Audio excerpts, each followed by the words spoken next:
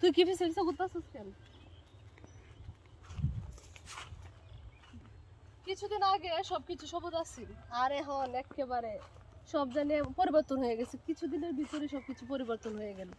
আমি বাড়ি থেকে বারবার লক্ষ্য করতেছি যে কিছুদিন আগে আমি এখানে বসেছিলাম, তখন সবকিছু এত সবুজ ছিল, আর এখন মানে কি একটা অবস্থা দেখেন। কি একটা অবস্থা মানে কি? এই অবস্থা কি ভালো না? প্রতিটা জিনিসেরই আলাদা সৌন্দর্য আছে, এগুলো খুঁজে নিতে হবে।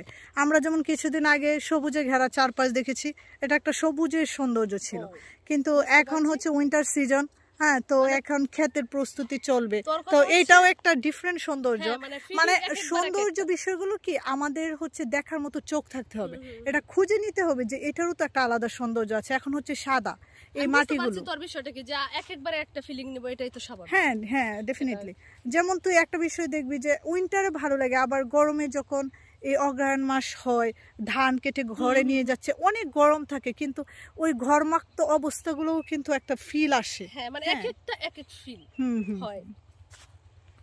আর কি অবস্থা, কৃষক এক কৃষক হচ্ছে আর তুই চাইলে কিছু শ্রমিকের, কৃষকের একটা হচ্ছে অভিজ্ঞতা দিতে পারিস যে উনি কি করতেছে আসলে এই মুহূর্তে, তাদের অনুভূতি কি।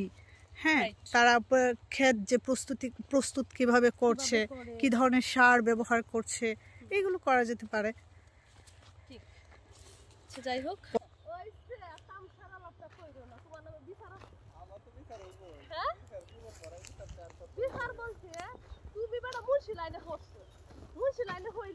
তুমি কে কামটা হতো এই ক্ষেত্রে রাইলে তো হচ্ছে করে?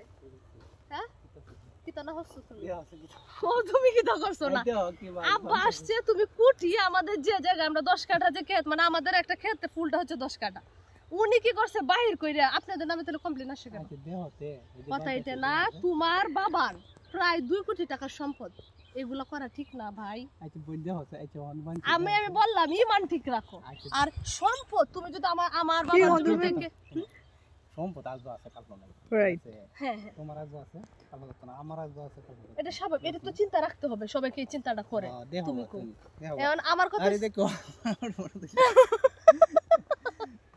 এখন কথাটা হইছে এটা কিন্তু ঠিক না, বুঝছো? আব্বা ওই দিনে ওইটা ঠিক করছে, এটাও ঠিক করছে, তো এই তো হতাশ করে এখন যে হানি আছে তোমার। আমার কথা হইছে তুমি তোমার আইলটা ঠিক রাখো, তে প্রতি এই কি তো জানো, এই যে সিঙ্গি ফাতে সেঙ্গি পাতবে কেমনে? তুমি যদি মোটা করে আমরা আইলের মতো দেখ, আমরা আইল দেখ আমাদের তো একমাত্র ঠিক। আর প্রতিটা খেতেই আরে বোন শুনো হইছে কি তো হইছে হিসারি দিছি নি বলা। হ্যাঁ, হিসারির আলাপ তো না। আচ্ছা আচ্ছা, যাই হোক, এখন আপনার কি মাটি কোথায় নিয়ে যাচ্ছেন? মানে এটাতে ইয়া করবে আর কি, প্রসেসিং করতে। আজ বানতাছি যে তোমার এই যে এটা হচ্ছে চেঙ্গি বলতে তোরে যে যখন ইয়া মাস আসে তখন মাছ না ভারিয়া আর সিঙ্গি জন্য দেহ বানতারে নি বানতে। আচ্ছা, এই যে এগুলোতে কি এখন সার দেওয়া হবে জমিগুলো প্রস্তুতি?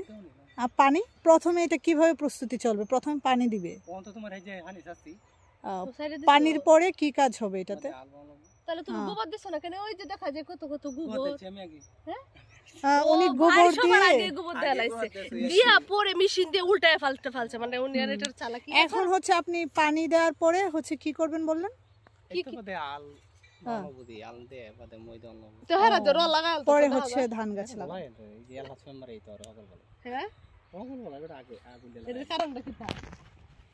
তুমি কি নিজে লাগাবে না কামলা দে লাগাইবা? আই সব বনা আমি কি ও তো বাহরে দিলেইব।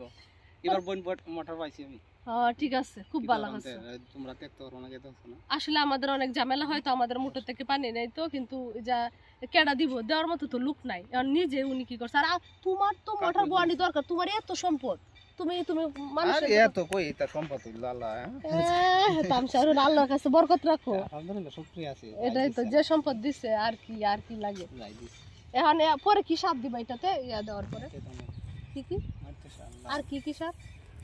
তো এই যে ওষুধ তো বাদে দাও না। ইউরিয়াটা কি জন্য দে? তো তোমার দে যে কালো আনে লাগে কে লাগানি করে। ও আচ্ছা, সবুজ হয় যেমনে, ভালো করে তোমার গুছাটা আসে, বেশি করে ধান হয়, এই জন্য না? তো আইল লইছো না রে? আইল কই লইবা? তুমি তো কাটতে বেড়া ব্যাগতে শেষ করে দিয়েছো। আইল তোমার লো দে ভাই এ থেকে না, এর থেকে আমি দেখছো এই প্রতিটা ক্ষেত আমি হাঁটতে দেখতাছি, জানোস কি হইছে? আইল তারা লইতে পারে না আইল এমন জায়গা কাটে পর আইল লবে কে পরে নিচে দেব না কুপায়া কুপায়া কুপায়া কুপায়া আচ্ছা কুবাইছি দাও সব খাড়া আছে তুমি কই কুপটা দিবা আচ্ছা খাড়া আছে বড় তামসা আলাপ কইরো না খাড়া আছে দেও তুমি তো একা আমারটা তো কত কই দেও তুমি যদি এলা কুপটা দেও তাইলে এটা ঢালু হইয়া পড়ে যাবে আপনি হইলে তুই বড় আচ্ছা আমি বুঝি না প্রতিটা মানুষ কেরে এই যে তোমার আইল লই দি করে তুমি একটু কও তো কেরে করে ওটি দানের লাগিয়া এটার কি কোনো দরকার আছে তুমি কইছো শুনো যদি আল্লাহ না দেয় তো তোমার কে এই বড় বড় কয়টা এটা রাখবা একমাত্র উপর আল্লাহ যদি না দেয় তাইলে কেউ কিছু করে পারতো না আরে যে আইল কাটতে তো কাহিনী হরবো তোমার সারাসারি আইতেছে না কিতা হ্যাঁ হ্যাঁ ও মা এত বড় হয়ে গেছে দেও আইতা হই যাও কইতে দেখো বাড়ি কিন্তু অনেক দূরে ওই জেনতে দুইটা বাচ্চা এলার লাগে হতেছে কিছু লই না মনে হ্যাঁ না আমি চিনি না ওদেরকে আমি কিন্তু বুঝে লাইছি এই তো